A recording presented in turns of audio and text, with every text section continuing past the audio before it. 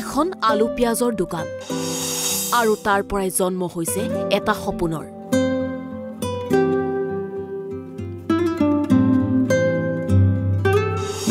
পুত্ৰই অথলে যাবলৈ নিদিলে পিতৃৰ কষ্ট এইজন মলিন দত্ত বিগত 25 পৰা 30 বছৰ ধৰি অভয়াপুৰী বজাৰত এইখন আলু পিয়াজৰ দোকান দি পৰিয়াল পোহপাল দি আহিছে তেওঁ আৰ্থিক অনাটনৰ মাজতেই পুত্ৰক লৈ সপোন দেখিছিল পিতৃয়ে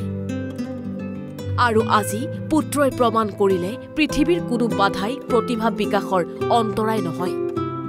পিতৃ মলিন দত্ত আৰু মাতৃ কানন দত্তৰ পুত্ৰ মনীষ দত্তই লাভ কৰিছে চিকিৎসা বিজ্ঞান পঢ়াৰ সুযোগ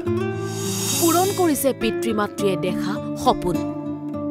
কষ্টটো জানে শাক পাচলি কেনেকৈ কষ্ট হয় ৰাতিপুৱা ধৰক মই আহোঁ 6টাত আৰু আবেলি ধৰক ৰাতি মোটামুটি ধৰক 10টামান বাজি আৰু 10টা চাৰে 9টা সেই ফলখিনি আজি পালোঁ মই কিমান ভাল লাগিছে না মনটো আনন্দত বুঢ়া পুৰা হৈছে এতিয়া আৰু বাকীখিনি পাৰোঁ কিন্তু আৰু এখন এই পঢ়াৰখিনি পুত্ৰ মনীষে পৰিয়ালৰ আৰ্থিক দুৰৱস্থাৰ মাজতেই অভয়াপুৰীৰ অম্বিকাগিৰি জাতীয় বিদ্যালয়ৰ পৰা 93% নম্বৰসহ হাইস্কুল শিক্ষান্ত পৰীক্ষাত উত্তীৰ্ণ হৈছিল আৰু তাৰ পাছতেই অভয়াপুৰীৰ এখন ব্যক্তিগত জুনিয়ৰ কলেজত বিনামূলীয়াকৈ অধ্যয়নৰ সুযোগ লাভ কৰিছিল ছাত্ৰজনে উক্ত শিক্ষানুষ্ঠানৰ পৰাই 83% নম্বৰসহ উচ্চতৰ মাধ্যমিকৰ বিজ্ঞান শাখাত উত্তীৰ্ণ হয় আৰু তাৰ পাছত বঙাইগাঁৱৰ কোৱান্টাম লিপ ইনষ্টিটিউটত বিনামূলীয়া কোচিং গ্ৰহণ কৰে মনীষ দত্ত উত্তীৰ্ণ হয় নিটত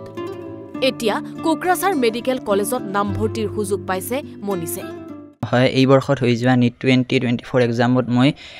720ৰ ভিতৰত 518 নম্বৰ পাই কোকৰাঝাৰ স্থিত কোকৰাঝাৰ মেডিকেল কলেজত এখন পাবলৈ সক্ষম হৈছোঁ তুমি কেনেদৰে অধ্যয়ন কৰিছিলা মই নিট 8ৰ পৰা 9 ঘণ্টালৈ তেনেকৈ পঢ়িছিল ভাল লাগিছে মা দেউতা গৌৰৱান্বিত কৰিব পাৰিছোঁ পৰিয়ালৰ সকলোৱে আনন্দিত হৈছে মনীষৰ এই সফলতাত পিতৃ মাতৃ তথা পৰিয়ালৰ লগতে উৎফুল্লিত হৈ পৰিছে গাঁওবাসী পুত্ৰৰ সাফল্যত আৱেগিক হৈ পৰিল মাতৃ মই যিখিনি অনুভৱ কৰিছিলোঁ সেইখিনি ল'ৰাটোৱে মানে হেৰি কৰিছে মোৰ মানে মনৰ বাসনা মানে পূৰণ কৰিছে মানে বহুত আমি কষ্টৰ মাজতে মানে এইখিনি কৰিছোঁ তাৰ লগতে তাৰ দাদা জেঠা জেঠি বহুত তাৰ পেহী চবেই মানে কি তাৰ প্ৰতি গাইড লৈছে তাৰ দেউতা যথেষ্ট কষ্ট কৰি আছে মানে সাধাৰণ মানে শাক পাচলিৰ দোকান দি এইটো মানে হেৰি কৰিছে আৰু আমি হেৰিৰ পৰাও মানে সহায় পাইছোঁ বঙাইগাঁও কোচিং কেন্দ্ৰৰ পৰাও মই সহায় পাইছোঁ মানে বহুতেই সহায় পাইছোঁ আজি কেনে লাগিছে আপোনাৰ আজি মোৰ বহুত ভাল লাগিছে পুৰা সুখী একদম সুখী মই মনীষ দত্ত সুচিকিৎসক হৈ ওলাই আহক আমিও জনালো অযুত শুভেচ্ছা বঙাইগাঁৱৰ পৰা বিক্ৰম ৰঞ্জন ৰয় অসম লাইভ 24